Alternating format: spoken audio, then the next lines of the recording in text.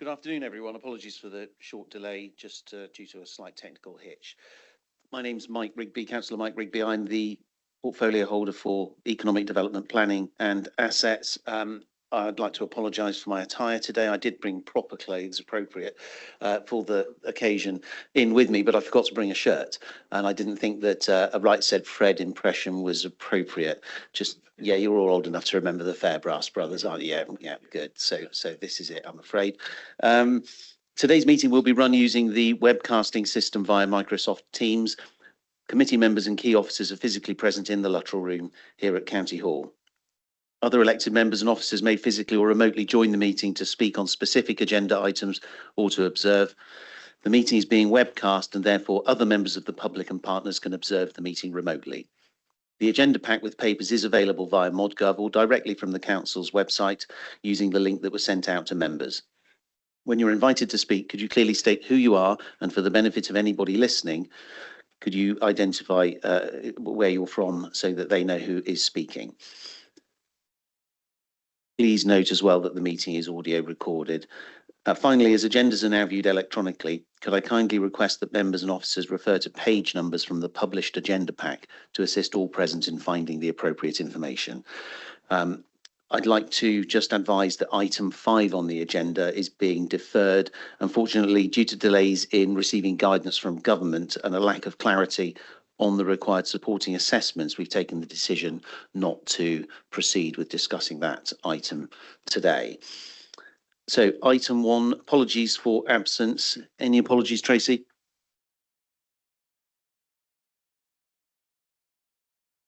Thank you, Chair. We have apologies from Councillor Bill Revens, Councillor Richard Wilkins, who has been substituted by Councillor Sarah Wigfield, and Councillor Graham Oakes, who's been substituted by Councillor Liz Lashon. Thank you.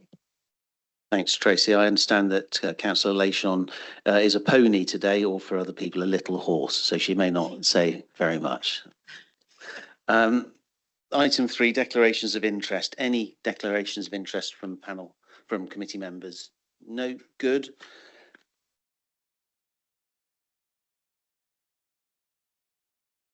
Just looking, we don't have any minutes on the agenda.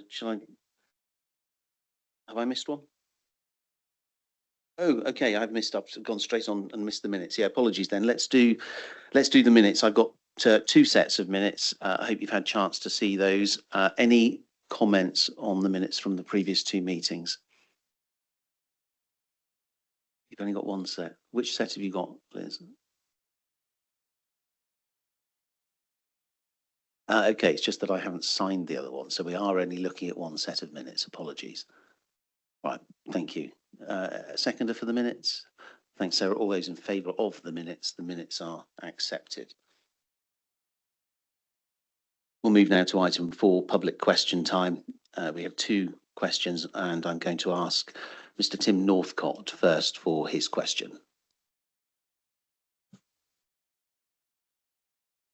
Good morning, councillors. My name is Tim Northcott from Officewise. I operate a business in the top of town in Yeovil.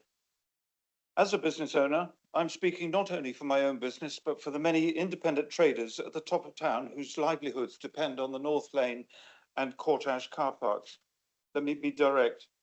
If these 2 car parks are redeveloped, many of our businesses will not survive. This part of Yeovil is one of the few areas that genuinely thriving a community of cafes, salons, health shops, butchers, pet supplies, printers, florists, barbers, dentists, accountants, restaurants and micro businesses. It thrives because people can reach us easily. Remove that access and the entire ecosystem is placed at risk. Our customers, especially elderly and disabled residents, cannot manage the long uphill walk from the other car parks. Many use walking sticks and have heart and mobility issues. For them, North Lane and Court Ash are essential. Without these sites, they will be simply stopped coming. Season ticket holders who rely on these car parks would also be displaced with no practical alternatives. If that happens, we don't just lose trade, we lose people who sustain us. Passing trade disappears, footfall disappears, businesses fall like dominoes. Once they are gone, they do not return. We all recognise the need for housing, but regeneration must not destroy what already works. Mixed-use options exist, alternative sites exist, but removing central parking is irreversible. Once these car parks are gone, they're gone forever, and so is the economic lifeblood that produces this part of town. The consultation cites an average of 55% parking utilisation across the Oval, but averages mask the real situation.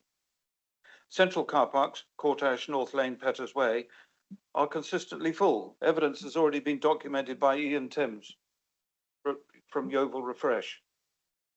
Before any decision is taken, the council has a statutory responsibility to avoid irrational or ill-formed decisions and instead rely on a site-specific, transparent and dispassionate evaluation.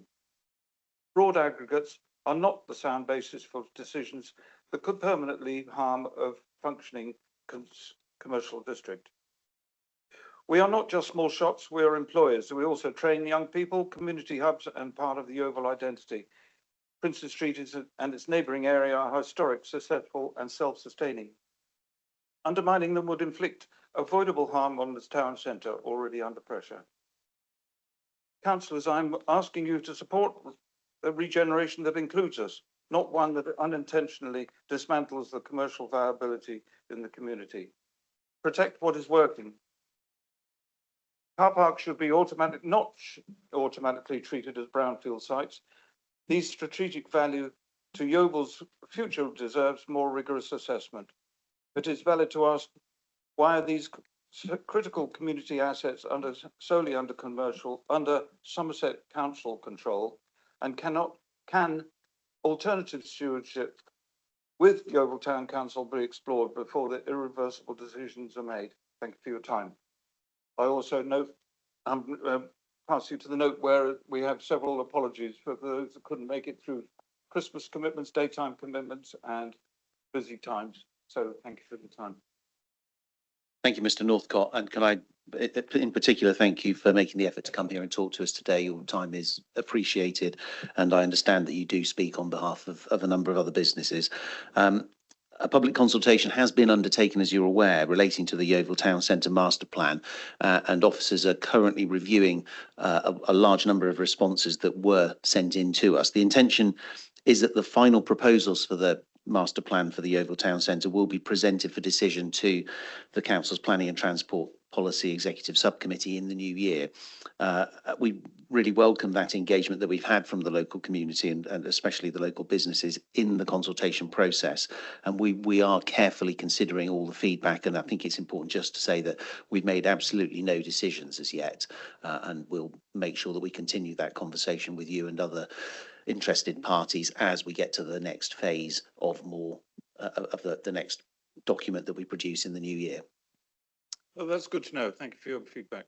Thank you, Mr. Northcott. I understand Councillor Wone would like to say a few words on the same item. Yeah, thank you for the opportunity, Chair. I'm strongly in opposition of the proposed redevelopment or disposal of the Stars Lane, North Lane and Courtash car parks. I've been out knocking door to door and I've spoken with most of the 40+ business owners lobbying against the proposals. The level of opposition I've heard is unanimous, and a petition currently with 4,500 signatures in opposition to the plans is expected to trigger the 15-minute debate requirement ahead of that 4th February meeting. In addition, Yeovil Town Council has formally written as a consultee in unanimous opposition to the car park proposals.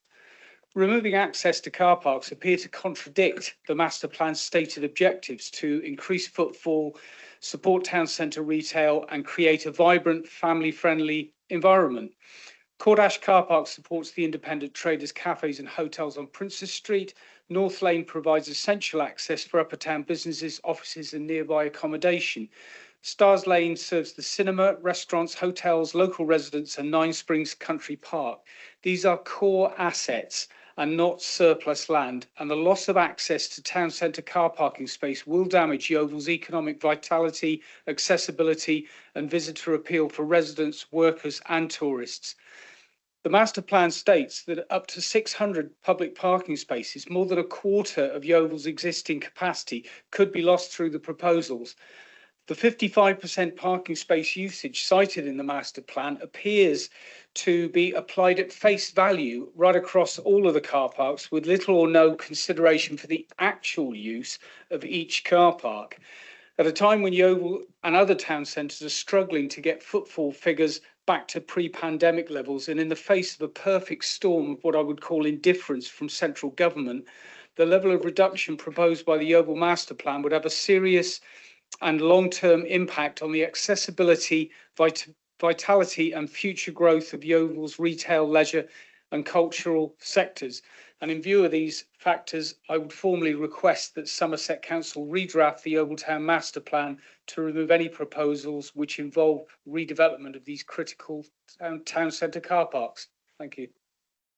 Thank you very much, Dave. Your points are noted, and I'm sure they will be taken into account as we produce the next draft of the master plan. So thank you very much for those words on behalf of the businesses that you've spoken to.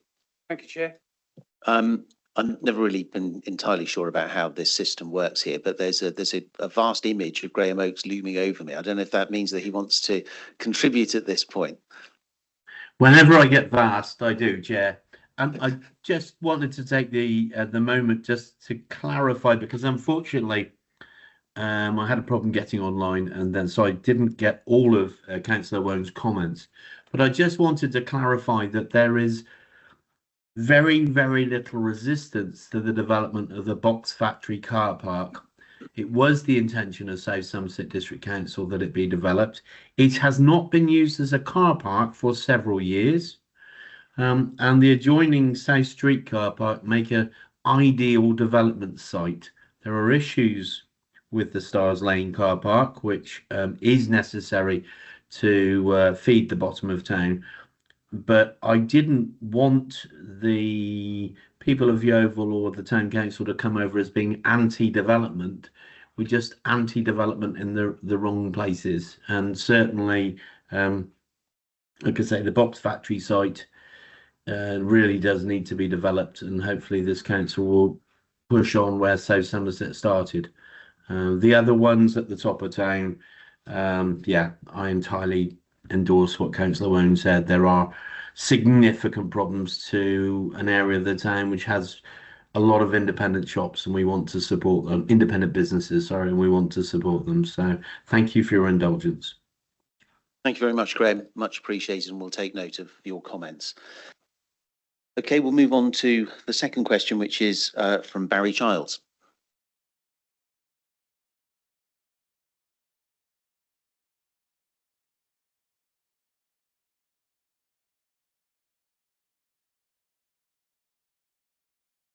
So I'd like to thank the Chair for taking my question.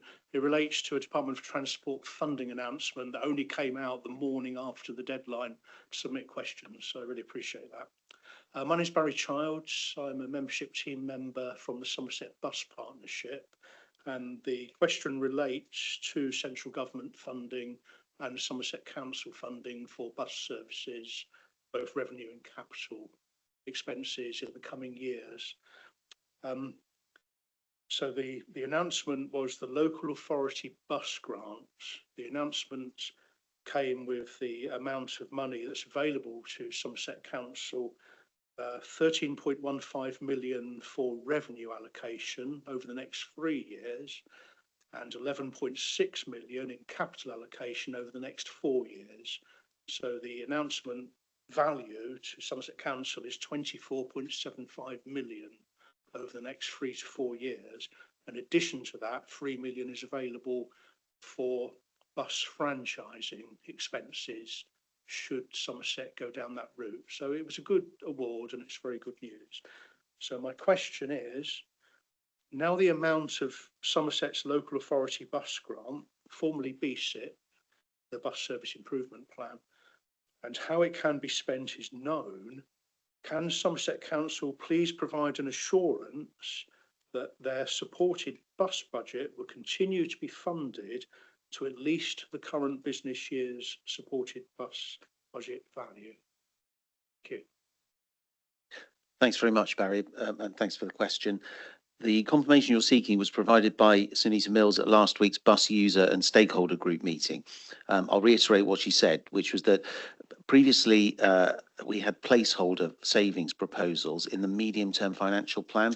This was included originally because we thought that there may need to be an adjustment around the amount of funding that we allocate to supporting bus services at some point in the MTFP cycle.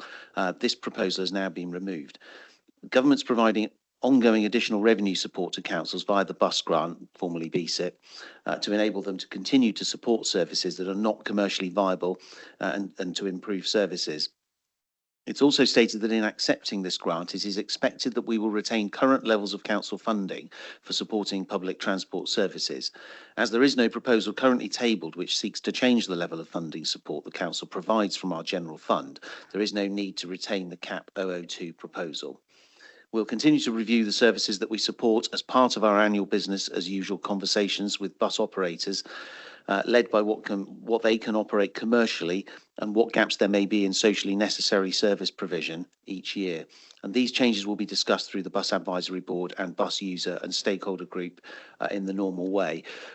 Does that answer the question, or is there anything else you want to know, Barry? With respect, that answer relating to the Climate in Place 002 document mirrors the answer given to Councillor Mick Leary of Bridgewater by Michael Dowd-Jones recently. My question relates to the announcement that came some days after that meeting Sunita spoke to. Really, the question says, does this announcement and these figures, does it affect Somerset Council's plans going forward? Has it changed, or is it likely to change what you spend on the supported bus budget in the light of the amount of this award and how you can spend it? And I think the answer is no. Thanks, Barry. I'll pass over to Sam. Thanks, Chair. Barry, you're right. The answer is no. We would need to have something in the MTFP to say that we were going to reduce it. So that's the way we would do it. So because we are taking CAP 002 out of the MTFP, we have no mechanism to reduce it. So effectively, it will stay the same. It's reassuring. Thank you very much. Thanks. You happy with that, Barry? Yes, indeed. Good. Thanks for your question. Much appreciated.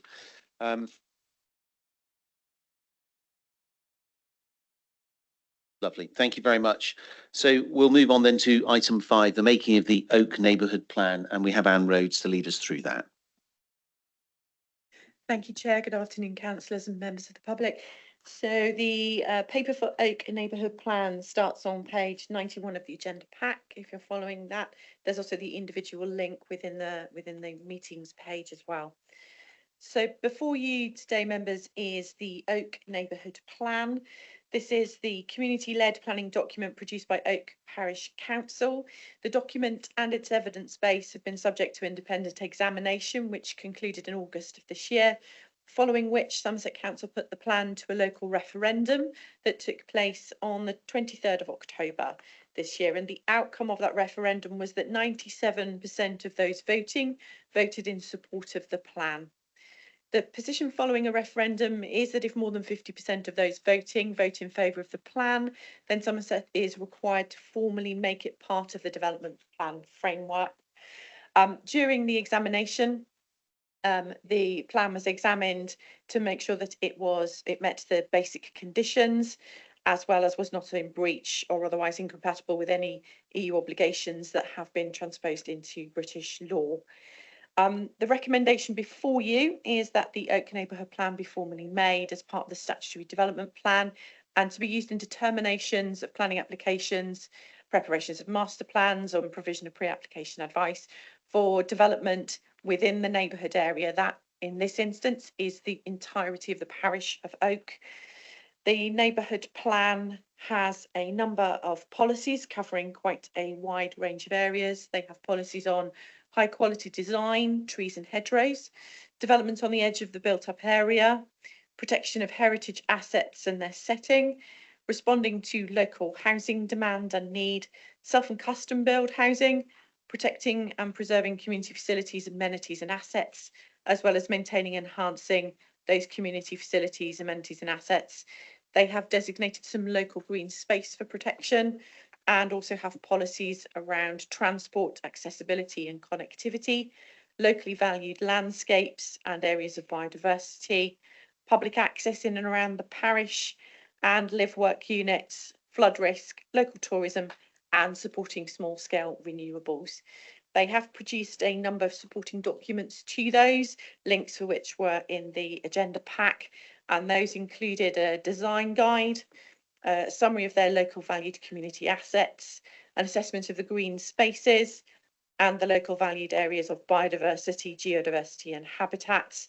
And also they produced some community aspirations around non-designated heritage assets as well. Happy to take any queries or questions if anybody has any. Sarah? Yeah, a couple of things. If I'm right about this, Oak is not just one settlement, it's more than one. There's a sort of outlying settlement, as I've had planning issues about that in the past. So I just wondered how that affects it when you've kind of effectively got a sub-settlement somewhere different from the main village, whether that makes any difference. And my second question is a much broader one. I get a lot of this from my parish councils. They've made neighbourhood plans, but frankly, they get squashed when you get a planning application, which we haven't got a 5-year housing supply to deal with. And I just wanted to know whether some of my parishes, I've got 10, have been thinking about doing neighbourhood plans, but they're now saying to me they don't think there's any point. I just wondered what you thought about that. Yes, so I'll come back on the first one first. So yes, there is Oak Village. There's also Hillfront as well, and there is another smaller hamlet, which I'm sorry off the top of my head I've forgotten. They will yeah, but the neighbourhood plan applies to all of those, so their policies are applicable across all of that neighbourhood area. So particularly things around heritage assets, a particular for Hillfront, which has a conservation area as well. So it's not just Oak Village, it is Oak Parish that it's covering. In terms of planning applications, the NPPF says the starting point, whether you have a 5-year housing land supply or not, is the adopted development plan documents. Obviously, our development management colleagues then have to balance all of those different considerations in that decision, and 5-year housing land supply is something that weighs in that balance. But the starting point would always be the policies in the development plan framework. Sorry, so can I come back? So you're saying that I get that, but then where does the neighbourhood plan fit in? Because if it's not going to have any weight in protecting the spaces that they particularly think should be, I mean, I don't know, I haven't examined this one in particular detail, but they should, in my view, have put forward some areas where it could be developed, but they may not be the one that the developer comes along and says that's the one I want to do now. Kate's got her hand up. She might want to come in. Let's have Kate. Thank you. Hi, thank you, Councillor Wakeford, and apologies I can't be there today. So the key problem here is whether or not a neighbourhood plan has made sufficient allocations, and many of the neighbourhood plans don't actually make any allocations. So if they've made allocations and the plan itself is within 5 years of being made, and those allocations meet the need, they have a greater weight in terms of protecting from speculative applications. The problem we have is that many of our neighbourhood plans don't make allocations, and then on top of that, that doesn't stop a speculative planning application coming in and then necessarily being granted at appeal, and that has happened in some instances kind of nationally. But the National Planning Policy Framework's got very kind of clear guidance in paragraph 14, and I can happily email that to you. But I do understand that this does sometimes present a frustration to neighbourhood plan groups. But yeah, they want to ensure they've got as much protection as possible. They need to be making allocations, and they need to make sure that those allocations meet the need. And even then, it doesn't guarantee them protection from speculative applications because of the lack of a 5-year land supply in Somerset as a whole. My second question really is, in that instance, if you've got a neighbourhood plan now, and it's like this one, which we're probably going to approve today, and others, what effect does that have on the new local plan we're doing for the whole of Somerset? Because these are people who've spent usually 5 years working on getting a neighbourhood plan prepared and adopted, and then they find that it's been completely set aside. Now, there must be something wrong in the system if they're not putting in allocations meeting the needs, because they should be, I would have thought, told if you don't do that, you won't get much weight that's set against it, particularly in the situation where the government's saying build as many houses as you can as quickly as possible. So I just, as I say, I've got a whole group of parishes led by one of my parishes across Somerset that are saying, we're really fed up with this because we don't think it makes any difference. And we, some places, as I say, have spent up to 5 years working on their plans, and they think that they're not really going to be taken any account of. No, and I can totally understand neighbourhood plan groups' frustration with it. Yeah, like I say, unfortunately, if they haven't made allocations, but that doesn't mean to say that the other policies in their plans are overridden.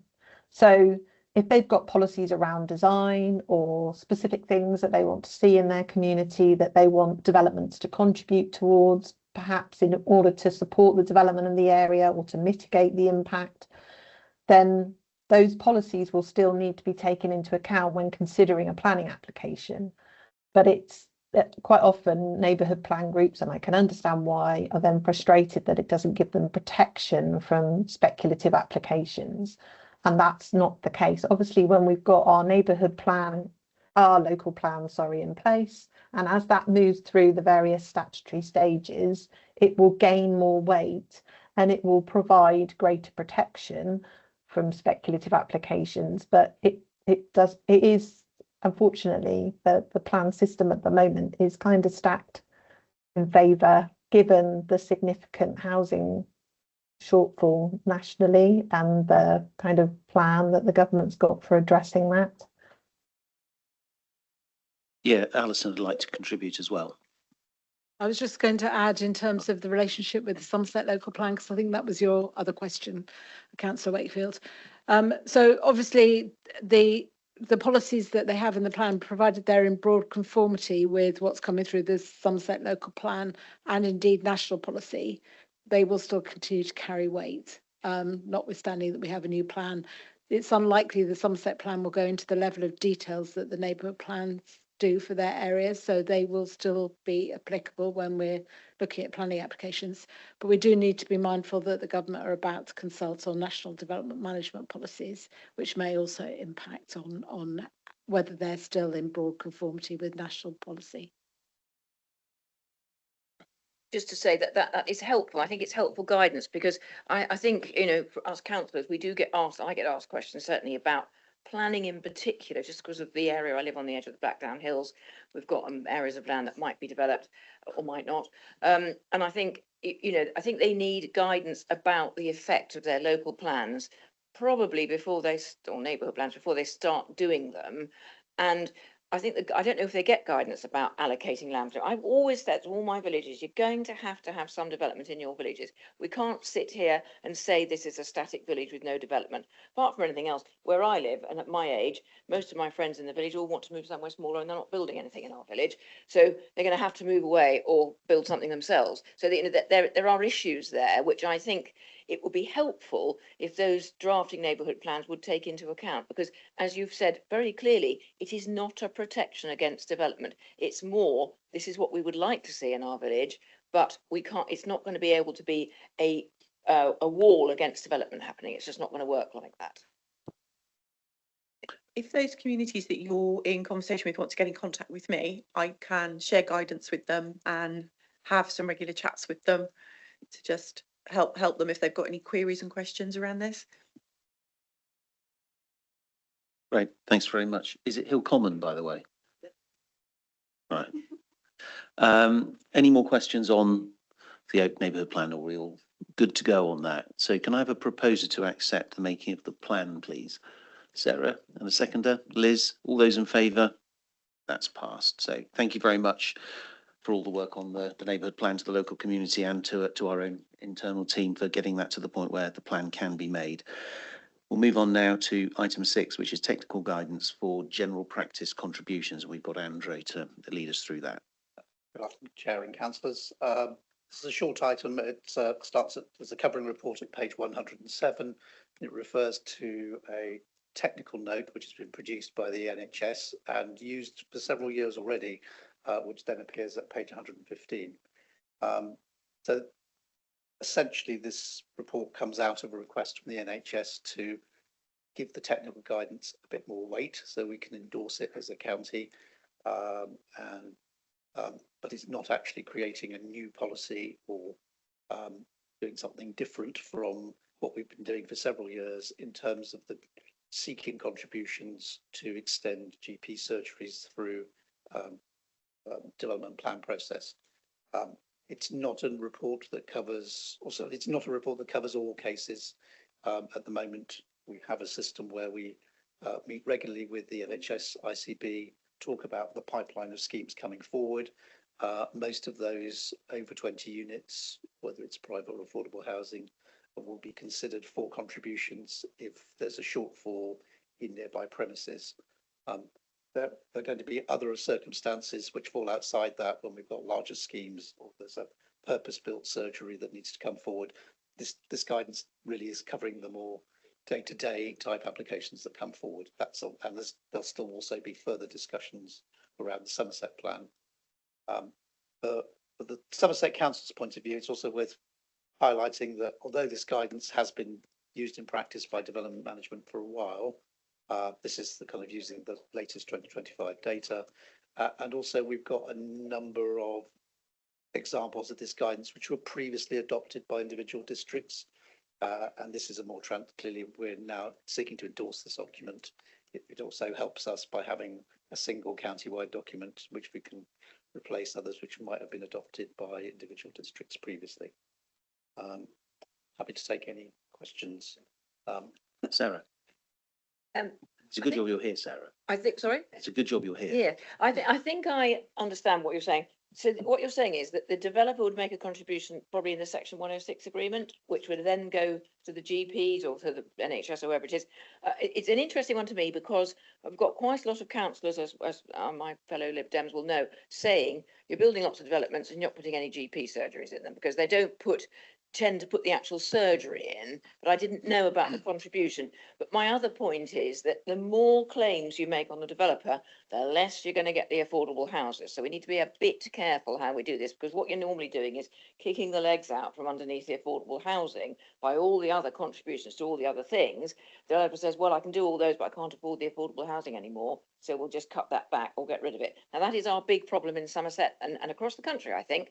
We are trying to work on it. I'm speaking as the lead member for housing and homelessness. Therefore, I've got some skin in the game here. But I just think that I'm interested to see this because we do need more GPs if we're going to have big housing estates being built.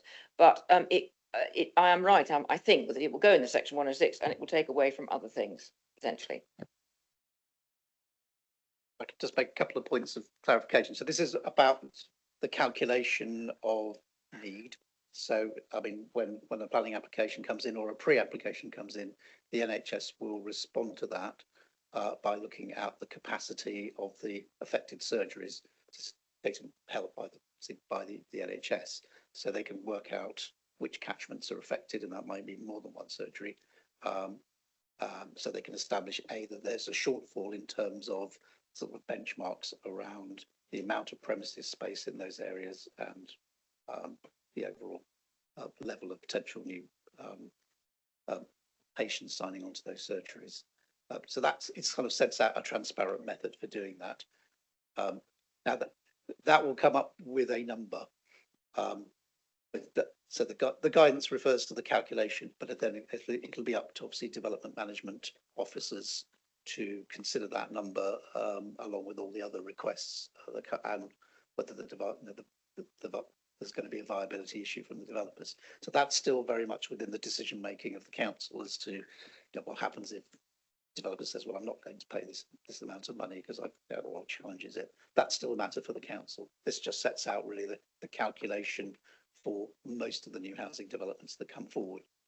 I mean, there will be some cases where you can't justify a Section 106 contribution because there is sufficient demand. Probably not many of those cases now, but it at least provides a transparent basis for starting that conversation. And in general, I think developers have been prepared to pay that. It's been, but equally, where we've had appeals and developers have challenged it, the NHS themselves will also turn up to that appeal to justify these calculations. But it covers a narrow area in that sense. It doesn't cover some of the wider issues about funding for primary care.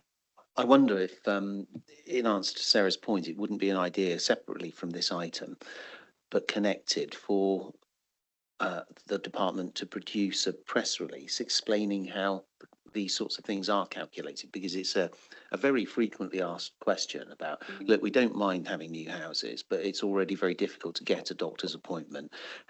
Where is the new capacity being provided? How is it calculated? And I think there's a big black spot in the public mind about how that works. And I think if we were to produce something fairly simple, no more than a page, just explaining what we do as a council when we get planning applications for significant new housing developments, how do we calculate that need? How is it then provided? I think that would probably be of interest to all members and the wider public. So I wonder if that's something that Alison could perhaps take away and arrange in due course. Anything further on that, Sarah? Yeah, again, I don't know the answer to this question, but are the NHS a statutory consultee on a big development then? I mean, I didn't.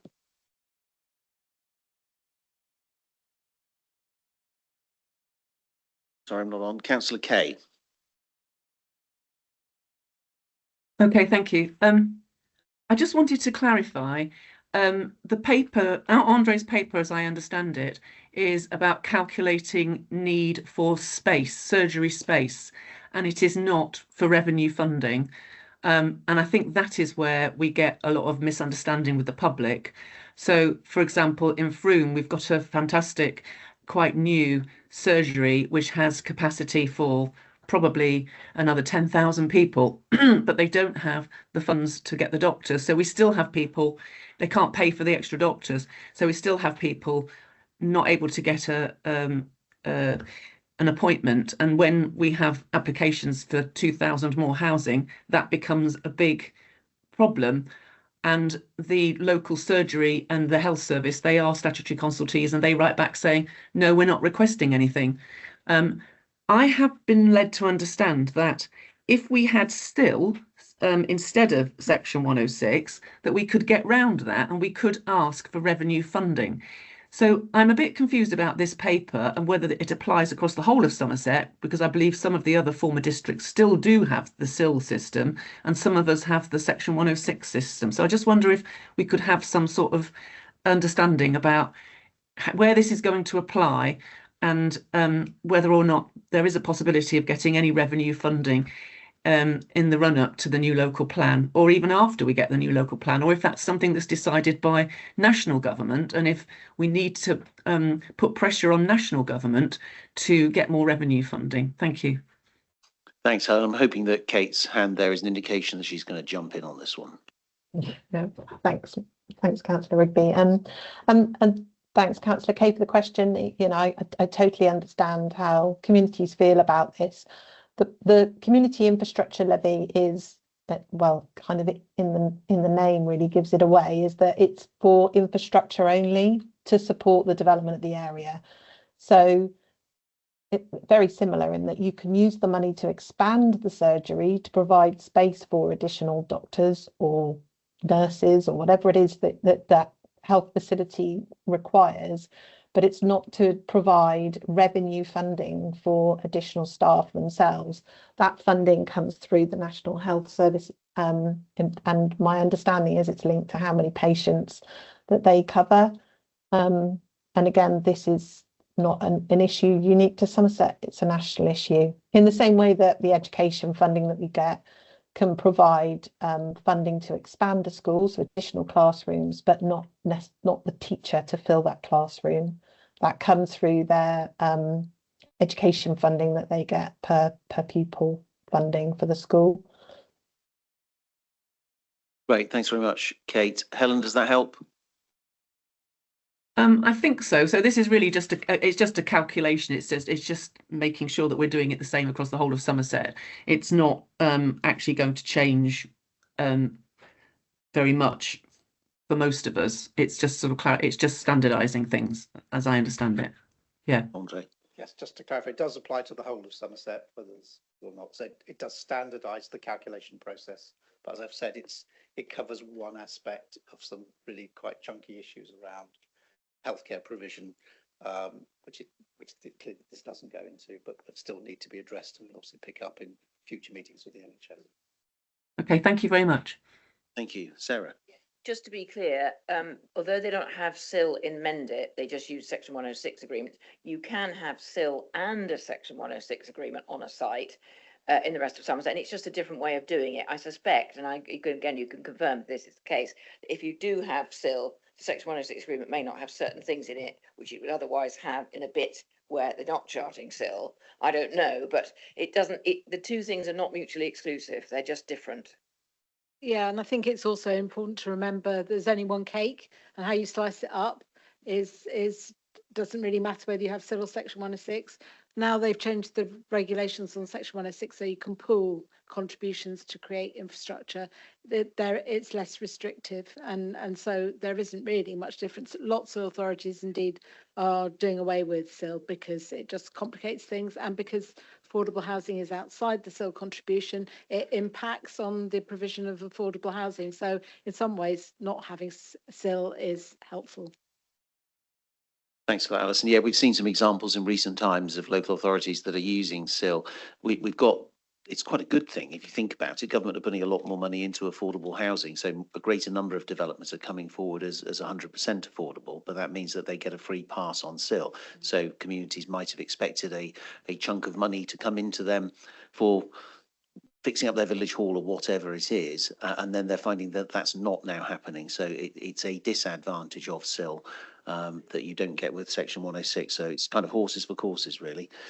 Any more questions on item 6 before we move on? No, good. Well, we're being asked to endorse the technical note, to publish it as technical guidance, and to agree that future updates will come to the head of planning and the lead member. So we're all happy to do that. Someone want to propose that for me? Sarah, thank you. Seconded by Liz. All in favour? Lovely job. Thanks very much. Thanks very much, and thanks to our officers for producing that and speaking to it today. Item 7 is the forward plan, and Alison's going to take us through that. So thank you, Chair. A couple of changes. As you've heard, the local transport plan's been deferred, so that now needs to move to be discussed at the April meeting, please. And in addition, can we put on to the February agenda the Taunton and Wellington Green Wedge review? We are currently undertaking a review, particularly of those green wedges, with a view to rolling it out across the rest of Somerset, ultimately because of the amount of pressure there is on sites in the green wedges in Taunton and Wellington. That piece of work is currently being commissioned and is underway, and we're hoping to bring that to you for endorsement in February. Thank you, Alison. Any questions on the forward plan? We're happy to note that. Liz, you might need a microphone.